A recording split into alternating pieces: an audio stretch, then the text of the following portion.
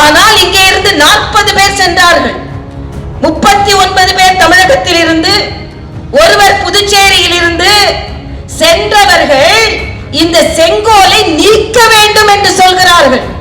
எந்த செங்கோலை பாராளுமன்றத்தில் நீக்க வேண்டும் என்று சொல்கிறீர்களோ அதே மாதிரி ஒரு செங்கோலை 2026ஆம் ஆண்டு பாரதிய ஜனதா கட்சியின் தலைமையில் ஆட்சி அமைத்து தமிழக சட்டமன்றத்தை செங்கோல் அலங்கரிக்கும். பாராளுமன்றத்தில் தமிழ் என்ற வார்த்தை, தமிழ்நாடு என்ற வார்த்தை இந்த பட்ஜெட்டில் ஒலிக்கவில்லை என்று சொல்கிறீர்கள். பாராளுமன்றத்தையே தமிழ் தானே அலங்கரித்துக் கொண்டிருக்கிறது. இங்கே ஆட்சி செய்து கொண்டிருந்த திராவிட முன்னேற்ற கழக அரசு மின்சார கட்டணத்தை உயர்த்தி இருக்கிறது. மின்சாரத்தை எல்லாரும் சொல்ற மாதிரி மின்சாரம் என்று கேட்டாலே ஷாக் அடிக்கும். ஒரு குழந்தை பிறந்துதான், நல்லா பிறந்துதான், பிறந்த உடனே அழலியாம். செவிலியர் கேட்டாங்களே ஏன் குழந்தை அழல அப்படின்னு. இல்ல அம்மா வயிற்றுலயும் இருட்டு, வெளியே இருட்டு, குழந்தைக்கு பிறந்துட்டமான்னு தெரியல. இன்னைக்கு சொல்றாங்க 1 கோடி வீட்டுக்கு மின்சாரம் ஏற்றப்படவில்லை என்று. ஆனால் நான் சொல்கிறேன், இன்று சிறு குறு தொழில்கள் எல்லாம் பாதிக்கப்பட இருக்கிறது. 4% கூட அதில் மத்திய அரசு சொன்னதை செய்யவில்லை. ஆனால் விலையேற்றத்தை மத்திய அரசு சொன்னதால் நாங்கள் ஏற்றுகிறோம் என்று சொல்கிறார்கள். இது அப்பட்டமான பொய்.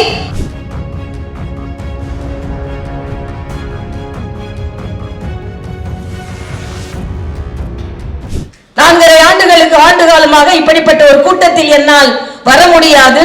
நான் வந்தால் 20 to 30 காவல்துறை அதிகாரிகள் என்னை சுற்றிக் கொள்வார்கள். உங்களுக்கும் எனக்கும் உள்ள தூரம் அதிகமாக இருந்தது. ஆக எவ்வளவு வசதியான தூரமாக இருந்தாலும் அந்த தூரம் எனக்கு வேண்டாம், உங்களின் நெருக்கம் எனக்கு வேண்டும் என்ற காரணத்திற்காகத்தான் உங்களோடு இன்று நான் பயணித்து வருகிறேன். மழை வந்தது. மழை வந்தால் எல்லோருக்கும் கவலையாக இருக்கும். ஆனால் பாரதிய ஜனதா கட்சி தொண்டனுக்கு கவலையாக இருக்காது. ஏனென்றால் மழை வந்தால் குளங்கள் நிரம்பும், குளங்கள் நிரம்பினால் தாமரை மலரும். ஆக மழை வரட்டும். மழை வர வர வர இங்குள்ள ஆட்சியாளர்களுக்கு பயம் வரட்டும் என்பதை நான் தெரிவித்துக் கொள்கிறேன். இங்கே மரியாதைக்குரிய பால் கனகராஜ் அவர்கள் நமது மாநில பொதுக்குழுவில் நிறைவேற்றப்பட்ட தீர்மானங்களை பற்றி மிகச் சிறப்பாக எடுத்துரைத்து விட்டார்கள். இதில் ஒரே ஒரு தீர்மானத்தை மட்டும் நான் இங்கே கொஞ்சம் அதிகமாக சொல்ல வேண்டும் என்று நினைக்கிறேன். ஏனென்றால் பொதுக்குழுவிலும் அந்த தீர்மானத்தை நான் தான் நிறைவேற்றினேன். செங்கோல். செங்கோல் என்பது நமது தமிழ் கலாச்சாரத்தின் ஒரு அடையாளம். அந்த செங்கோலை கொண்டு பாராளுமன்றத்தில் நிறுவியது நமது பாரத பிரதமர் நரேந்திர மோடி அவர்கள். அவர்களுக்கு முதலில் நன்றியை நான் தெரிவித்துக் கொள்கிறேன். ஆனால் இங்கே இருந்து 40 பேர் சென்றார்கள். 39 பேர் தமிழகத்தில் இருந்து, ஒருவர் புதுச்சேரியில் இருந்து சென்றவர்கள் இந்த செங்கோலை நீக்க வேண்டும் என்று சொல்கிறார்கள். தமிழகத்தில் இன்று தமிழகத்தின் அடையாளமாக இருக்கின்ற செங்கோலை நீக்க வேண்டும் என்று சொல்கிறார்கள். வெட்கக்கேடு. ஆனால் நான் சொன்னேன் அந்த நமது பொதுக்குழுவில், எந்த செங்கோலை பாராளுமன்றத்தில் நீக்க வேண்டும் என்று சொல்கிறீர்களோ அதே மாதிரி ஒரு செங்கோலை 2026ஆம் ஆண்டு பாரதிய ஜனதா கட்சியின் தலைமையில் ஆட்சி அமைத்து தமிழக சட்டமன்றத்தை செங்கோல் அலங்கரிக்கும். அந்த செங்கோலை சட்டமன்றத்தில் நிறுவுவதை மரியாதைக்குரிய பாரத பிரதமர் தலைமையில் நாங்கள் நிறுவிவிட்டுத்தான் உள்ளே செல்வோம் என்பதை நான் தெரிவித்துக் கொள்கிறேன். இன்று தமிழகத்தின் பெயர் பாராளுமன்ற பட்ஜெட்டில் இல்லை இல்லை என்று சொல்கிறீர்களே, தமிழகத்தின் பெயர் நிலைநிறுத்தும் அளவிற்கு எந்த மாநிலத்திற்கும் கிடைக்காத உரிமை இன்று செங்கோலே தமிழகம் தானே அலங்கரித்துக் கொண்டிருக்கிறது. பாராளுமன்றத்தில் தமிழ் என்ற வார்த்தை, தமிழ்நாடு என்ற வார்த்தை இன்று பட்ஜெட்டில் ஒலிக்கவில்லை என்று சொல்கிறீர்கள். பாராளுமன்றத்தையே தமிழ் தானே அலங்கரித்துக் கொண்டிருக்கிறது. இங்கே ஆட்சி செய்து கொண்டிருந்த திராவிட முன்னேற்ற கழக அரசு மின்சார கட்டணத்தை உயர்த்தி இருக்கிறது. மின்சாரத்தை எல்லாரும் சொல்ற மாதிரி மின்சாரம் என்று கேட்டாலே ஷாக் அடிக்கும். இவர்கள் வந்தாலே மின் தடையும் இருக்கும். ஸ்டாலின் வந்தாலே இருட்டுதான். நான் அடிக்கடி ஒரு கதை சொல்வதுண்டு.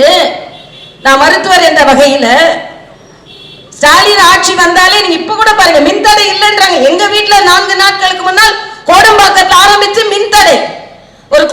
பொண்ணுதான், நல்லா பிறந்துதான். பிறந்த உடனே அழலியாம்.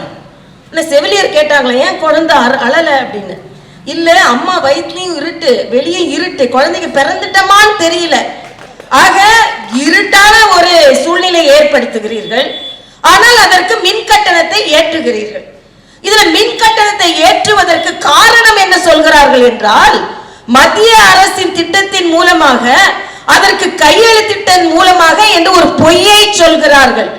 நான் சொல்கிறேன், மத்திய அரசின் இந்த திட்டத்திற்கு உள்ளே வரும்பொழுது அன்றைய மின்துறை அமைச்சரை, மரியாதைக்குரிய முதலமைச்சர் அவர்களை, ஜெயலலிதா அவர்களை சந்திப்பதற்கு முன்னால் ஒரு ஹோட்டலில், ஒரு விடுதியில் ஒரு கூட்டம் நடந்தது.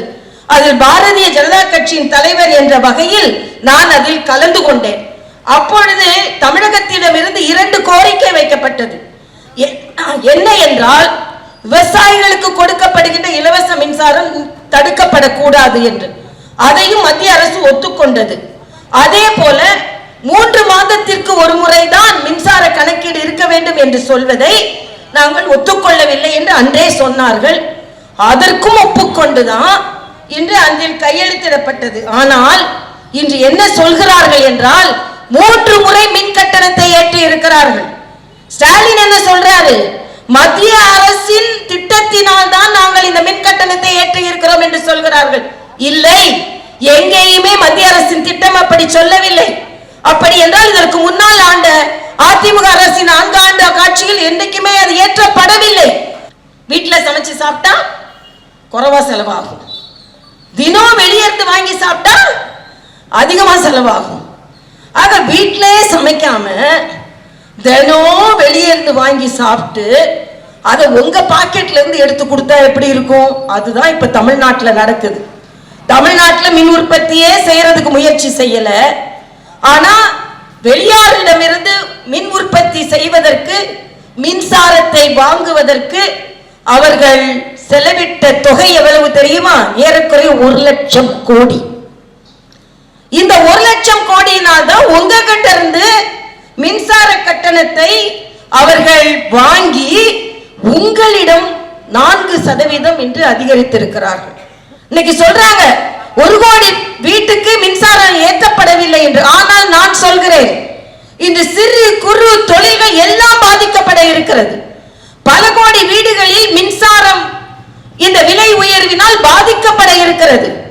இன்று ஸ்டாலின் அவர்களே எதிர்கட்சி தலைவராக இருக்கும்போது ஒரு பதாகையை ஏற்றிக்கொண்டு உங்கள் வீட்டின் முன்னால் நின்றீர்களே, ஞாபகம் இருக்கிறதா? மின்சாரம் கேட்டாலே ஷாக் அடிக்குதுன்னு சொன்னாரு.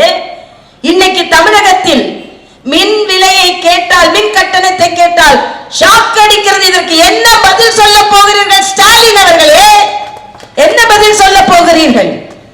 அது மட்டும் இல்ல, இன்னைக்கு என்ன சொல்றாருன்னா, மத்திய அரசுல RDSS என்று ஒரு திட்டம் இருக்கிறது. இந்த மீட்டர் பொருத்தணும். இந்த மீட்டர் பொருத்துறதுனாலதான் மத்திய அரசின் திட்டத்தினால் நாங்கள் விலையை ஏற்றுகிறோம் என்று சொல்கிறார்கள். ஆனால் ஏறக்குறைய 3 கோடி மீட்டர்கள் பொருத்தி இருக்க வேண்டும். தமிழ்நாட்டில் எத்தனை கோடி மீட்டர் பொருத்திருக்காங்க தெரியுமா? 1 லட்சம் மீட்டர் தான். 4% கூட அதுல மத்திய அரசு சொன்னதை செய்யவில்லை. ஆனால் விலையேற்றத்தை மத்திய அரசு சொன்னதால் நாங்கள் ஏற்றுகிறோம் என்று சொல்கிறார்கள். இது அப்பட்டமான பொய். ஆக பொய் சொல்வதற்கு ஸ்டாலின் அவர்கள் தமிழக மக்களிடம் மன்னிப்பு கேட்க வேண்டும் என்று நான் கேட்டுக்கொள்கிறேன். மின்சார கட்டணம் உயர்வு என்பது அப்பட்டமான மக்கள் மீது ஏற்றி இருக்கின்ற சுமை என்பதை அவர்கள் முதலில் புரிந்து கொள்ள வேண்டும். வெளியாரிடமிருந்து, தனியாரிடமிருந்து எவ்வளவு மின்சாரம் வாங்குகிறார்கள் தெரியுமா? 21 இருந்து 22 ஆண்டு வரைக்கும் 39,000 கோடி. 22 இருந்து 23வது ஆண்டில் 50,000 கோடி ரூபாய். யாரோட பணம்? உங்கள் பணம். அதே போல 23, 24வது ஆண்டில் அவர்கள் வாங்கி இருக்கின்ற மின்சாரத்திற்கான தொகை 65,000 கோடி ரூபாய். ஆக தனியாரிடமிருந்து மின்சாரம் வாங்குவதற்காக தமிழக அரசு செலவு செய்தது ஏறக்குறைய 1,55,355 கோடி ரூபாய். படிக்க வேண்டும் என்று ஒரு தலைவர் சொன்னார். ஆனால் இன்றைய ஆட்சி குடிக்க வேண்டும் என்று சொல்லிக் கொண்டிருக்கிறது. பெண்கள் சார்பில் இதற்கான எனது கடுமையான கண்டனத்தை தெரிவித்துக் கொள்கிறேன். இன்னொரு வேற இப்போ நம்ம ஆர்டர் பண்ணா தோசை வரலாம், இட்லி வரலாம். ஆனா தமிழ்நாட்டில் இப்ப என்ன ஒரு திட்டம் வரப்போகுதாம், ஆர்டர் பண்ணா டாஸ்மாக் வீட்டுக்கே வருமா. மகிழ்ச்சியா? எவ்வளவு கொடுமையான ஒரு திட்டம். ஆக இதுல விற்பனைக்கு டார்கெட் வைக்கிறாங்க. தமிழக அரசு என்று சொல்கிறது பட்ஜெட்டில் தமிழகம் புறக்கணிக்கப்பட்டது. அதனால ஸ்டாலின் சொல்றாரு நிதி ஆயோக் கூட்டத்துக்கு போக மாட்டாராம். நான் இதற்கு கடுமையான கண்டனத்தை தெரிவித்துக் கொள்கிறேன்.